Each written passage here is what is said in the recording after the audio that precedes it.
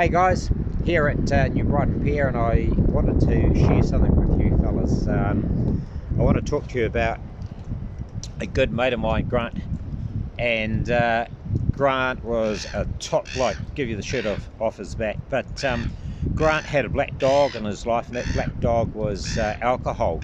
And try as he may, I've got a seagull over there trying to chime in, but try as he may, Grant could not take control. And when I first met Grant, he was 23. That was probably 30 years ago. He worked for me for 6 years, top bloke, but alcohol wasn't kind to him, and he just didn't have the, people around him tried, I tried, God, yeah, I really tried, and we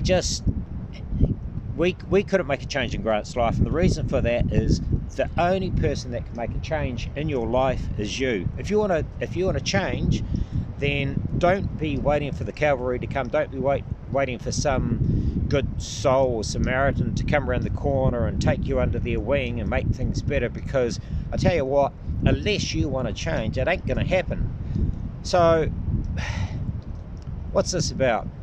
It's about making change. You have to do it yourself, and you have to front up to that battle.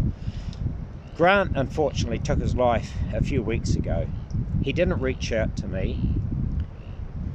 If he had, I would have tried again. I would have been there for him. But he got to a point where he just couldn't carry on, and it's because everything was the same. Everything was the same. Nothing had changed in his life. It just carried on being that battle for him, and it got too much. So you've got to realise that if things aren't going well, then you have to bloody change. It's not, tomorrow, or I'll do it when this happens or that happens, or it starts today. It starts now. It starts with making a commitment to, hey, this is not going to be in my life. I remember saying to Grant when he was probably around about 25 and alcohol was fucking around with him.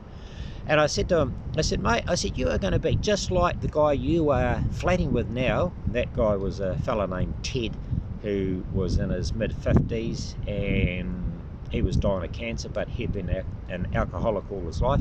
Grant said to me, he said, no way, man. He said, no, I'm never going to be like that. That's what happened. Grant ended up just like that. So,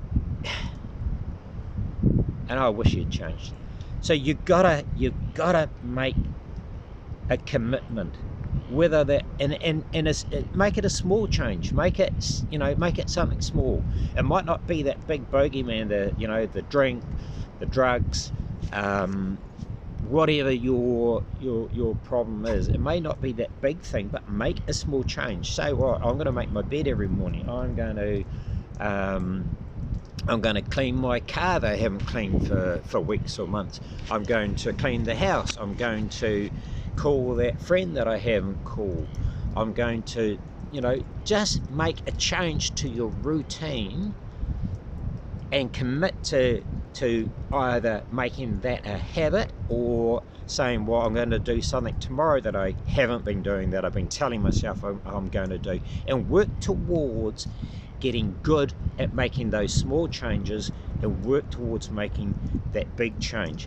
Because I think sometimes we look at what's wrong and we think, well, I've got to change this huge thing that hangs over me, and we try to attack it, and it just beats us.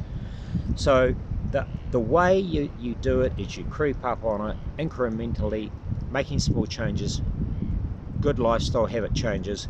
Get rid of the shit food, get out for a walk, get off the games, get off the drink, get off the watching TV mindlessly, make some change, read a book, go visit a mate, but make change. Change is absolutely fundamental, because if you don't change, you end up like Grant. God bless him.